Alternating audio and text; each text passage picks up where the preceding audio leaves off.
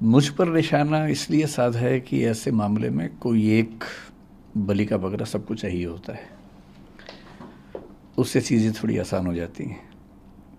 प्रशासन के लिए आसान हो जाता है कि हम बच गए, एक का नाम लगा दो। समाज को भी एक सीधी सीधी बात समझ में आती है कि अच्छा अच्छा एक आदमी मिल गया, यही जिम्मेदार था, तो वो तसल्ली मिल जाती है कि चलो हमें दोषी मिल गया। और जो कॉम्पिटिटर्स हैं उनको ये लगता है कि अच्छा मौका है, इसी में स्कोर सेटल कर लिया जाए, हिसाब बराबर कर लिया जाए।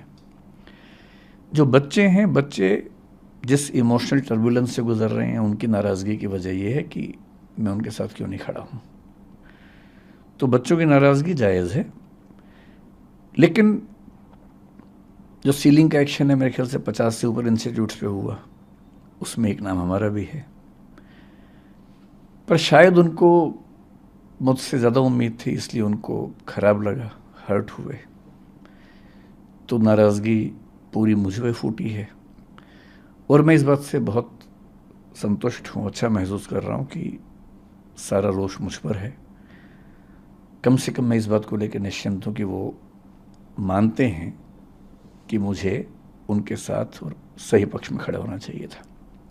तो इसके लिए मैं कृतज्ञ हूँ कि उन्होंने इतना गुस्सा मुझ पर किया।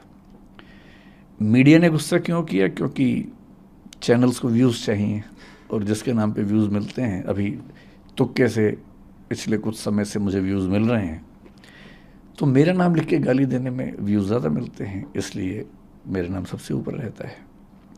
तो सबकी अपनी अपनी वजह है। जैसे आज़ादी की लड़ाई में वजहें सबकी अपनी अपनी थी, उन सब का नाम था आज़ादी, अंग्रेज़ों से मुक्ति। तो इस मामले में भी वजहें सबकी अपनी अपनी हैं, लेकिन सबके पास एक सुविधाजनक नाम है कि उसको गाली दो, कुछ कुछ वर्चुअल मॉब लिंचिंग जैसा करो, और सुख भी मिलता है। जब हम किसी को गाली देते हैं तो सुख तो मिलता ही है।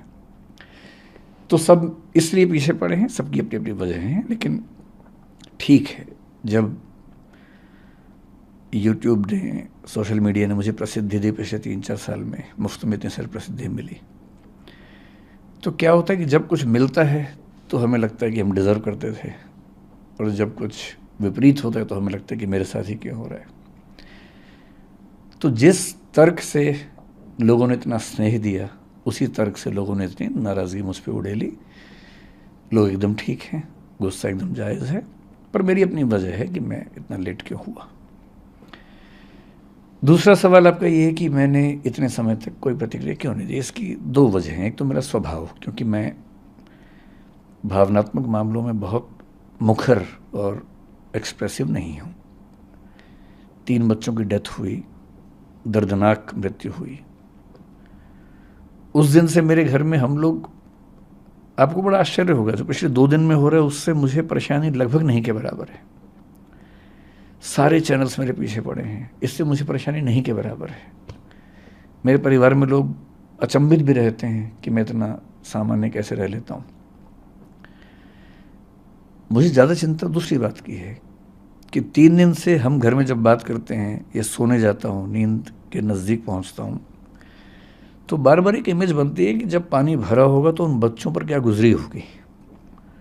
क्योंकि 1-2 बार ऐसा हुआ कि नदी में तैरते हुए पानी नाक में भर गया, 1-2 सेकंड्स के लिए डूबते डूबते मरे, मतलब बचे। कितना पेनफुल होता है वो 2-3-5 सेकंड, जो हम तो खैर 2-3-5 सेकंड में फ्री हो गए, निकल गए उससे। पर उन बच्चों ने तो कम से कम 1-1.5-2 मिनट, मुझे नहीं पता कितना समय इस चीज़ का होता है, लेकिन लगभग इतना होता ही होगा, झेला ही होगा। उम्मीदों की जब आखिरी कड़ी टूटी होगी, जब टेबल पे चढ़े होंगे बचने के लिए और पानी इतना सारा आ गया होगा। मेरी इस पूरे प्रकरण में मूल चिंता उस अनुभव को महसूस करने की है,